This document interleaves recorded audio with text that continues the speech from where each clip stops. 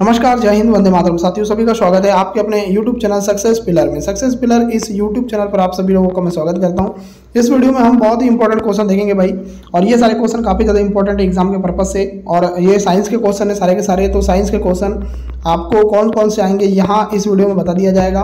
और आप लोग ये भी ट्राई करना कि आप इस वीडियो को देखते हो ना तो कितने नंबर आपके आते हैं, कमेंट सेक्शन में कमेंट करके बताना। तो चलिए स्टार्ट करते हैं वीडियो। पहला क्वेश्चन, जल प्रवाह को मापने की यूनिट क्या है? अगर ये क्वेश्चन एग्जाम में आ जाए तो क्या लगाओगे? इसका आंसर लगाना क्यूसेक। क्यूसेक इसका राइट आंसर आ जाएगा। जल प्रवाह को मापने की यूनिट क्या है? क्यूसेक है। ठीक है, चलो। जल प्रवाह की इकाई क्यूसेक होती है। क्या होती है? क्यूसेक होती है, जो क्यूबिक फीट प्रति सेकंड को दर्शाती है। ठीक है, तो इसका आंसर याद रखना, क्यूबिक फीट प्रति सेकंड को दर्शाती है। चलिए अब देखते हैं नेक्स्ट। पृथ्वी की सतह पर ऊर्जा का चरम स्रोत क्या है? पवन ऊर्जा, भूतापीय ऊर्जा, सौर ऊर्जा, ज्वारीय ऊर्जा। तो आपको बताना है कि पृथ्वी की सतह पर ऊर्जा का चरम स्रोत क्या होता है। तो ये होता है सौर ऊर्जा। यहाँ पर आप आंसर लगाएंगे सी आंसर। चलिए अब देखते हैं। और देखो, ये क्वेश्चन तो क्लियर हो गया आपका कि भाई सूर्य से प्राप्त सौर ऊर्जा पृथ्वी की सतह पर ऊर्जा का प्राथमिक स्रोत है, जो जलवायु और पारिस्थितिकी तंत्र को संचालित करती है। चलिए नेक्स्ट क्वेश्चन। केल्विन मान से मानव शरीर का सामान्य ताप कितना होता है? देखो, केल्विन से बताना है ना।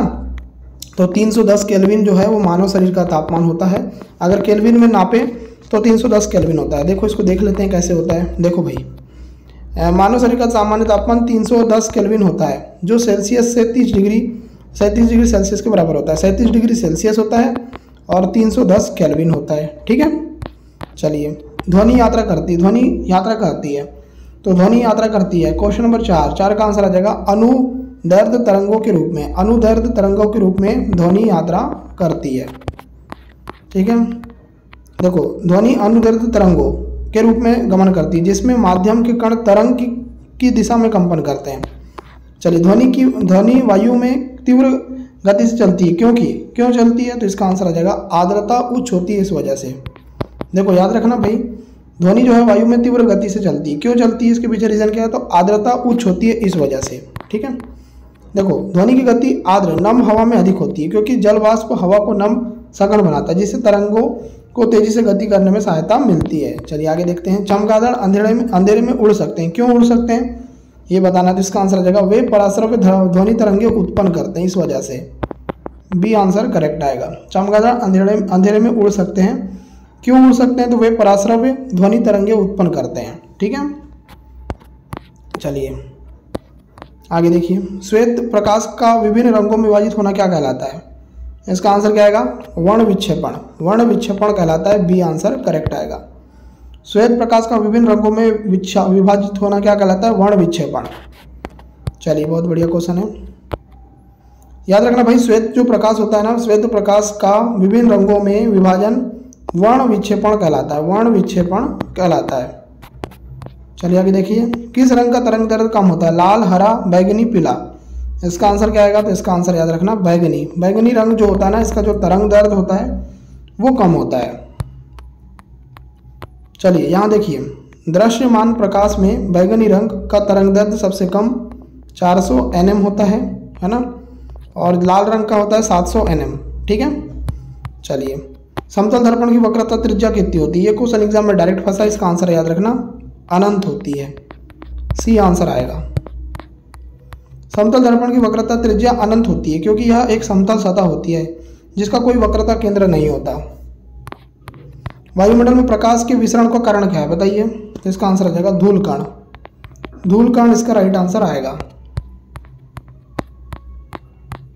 नाभिक रिएक्टर में ऊर्जा उत्पन्न होती है। कैसे होती है बताइए? नाभिक रिएक्टर में ऊर्जा का उत्पन्न कैसे होती है? तो नाभिक विखंडन के द्वारा होती है। बी आंसर करेक्ट आएगा। ठीक है, नाभिक रिएक्टर में यूरेनियम या प्लूटोनियम जैसे भारी तत्वों के नियंत्रित विखंडन द्वारा ऊर्जा उत्पन्न होती है। सूर्य की किरणों में कितने रंग होते हैं? तो इसका आंसर हो जाएगा 7 रंग होते हैं। 7 रंग होते हैं सूर्य की किरणों में। ठीक है, चलिए।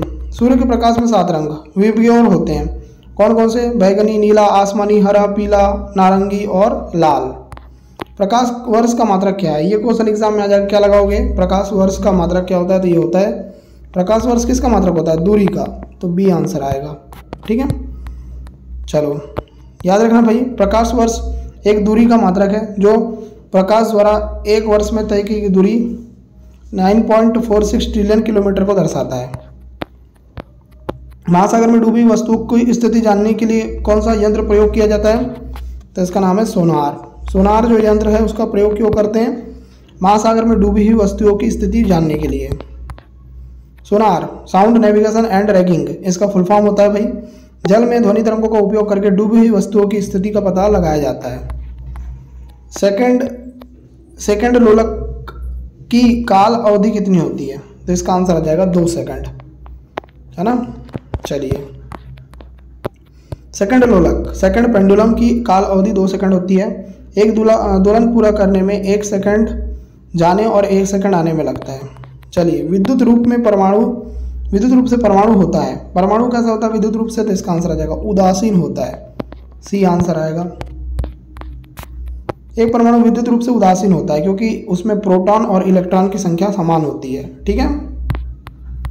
किसी तत्व के गुणों को प्रदर्शित करता है, क्या प्रदर्शित करता है? तो इसका आंसर आ जाएगा परमाणु क्रमांक। तो यहाँ आंसर आ जाएगा बी आंसर। चलिए, तत्व के गुण उसके परमाणु क्रमांक द्वारा निर्धारित होते हैं जो नाभिक में प्रोटॉन की संख्या दर्शाते हैं। शीशे के संचयन वाले सेल में किस अम्ल का प्रयोग होता है? तो इसका आंसर आ जाएगा सल्फ्यूरिक अम्ल का, ये आंसर करेक्ट आएगा। लीड एसिड बैटरी, शीशे के संचयन वाला सेल में सल्फ्यूरिक अम्ल H2SO4 का उपयोग विद्युत अपघट्य के रूप में किया जाता है। लाल चींटियों में कौन सा अम्ल पाया जाता है? कौन सा अम्ल पाया जाता है? तो इसका आंसर आ जाएगा फार्मिक अम्ल पाया जाता है, बी आंसर करेक्ट आएगा। लाल चींटियों में डंक में फार्मिक अम्ल पाया जाता है जो त्वचा में जलन पैदा करता है। ठीक है। शुष्क सेल का एनोड बना होता है, किसका बना होता है? तो इसका आंसर आ जाएगा जस्ते का, जस्ता इसका राइट आंसर आएगा। ठीक है।